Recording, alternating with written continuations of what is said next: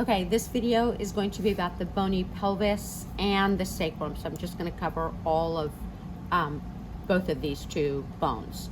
So let's go over the major parts of the bony pelvis. So the bony pelvis is actually comprised of three bones: the ilium, the ischium, and the pubis. So they basically articulate actually within the acetabulum early on in life. And so you can't really see a joint line because these bones are completely ossified here.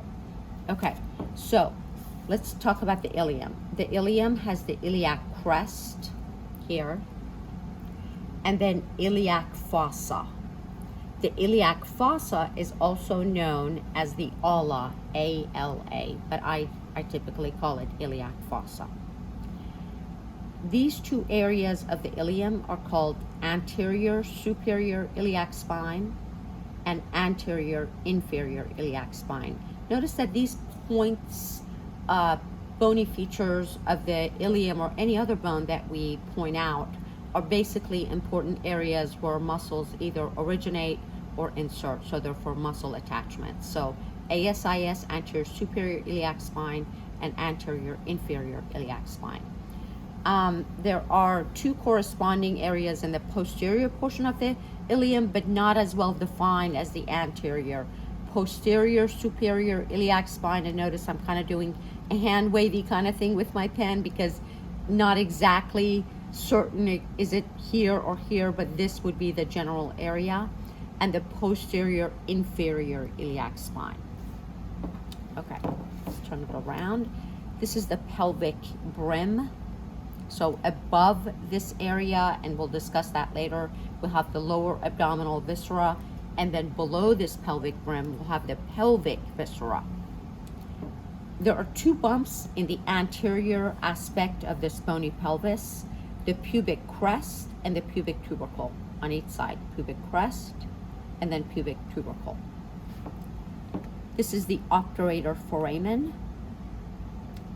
This part of the pubis is called the superior pubic ramus, ramus meaning branch.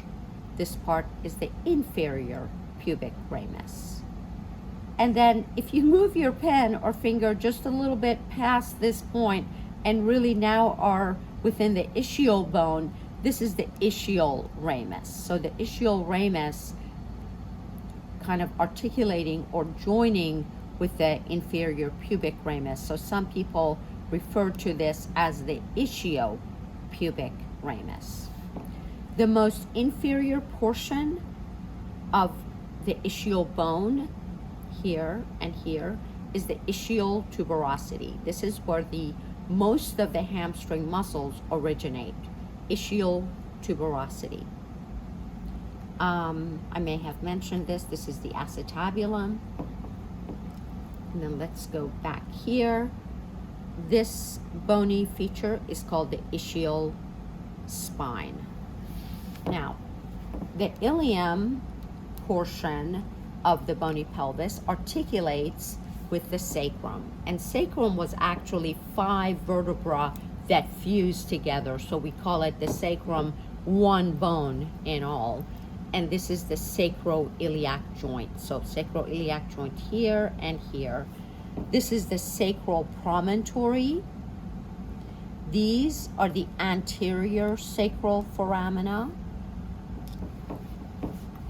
And these are the posterior sacral foramina.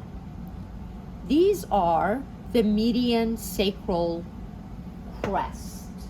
The median sacral crest, which were really what used to be the spinous processes of the vertebra. Okay, so, and you can see the top of the sacrum is sitting, a vertebra is sitting, this would be L5. So L5 is going to articulate with the sacrum.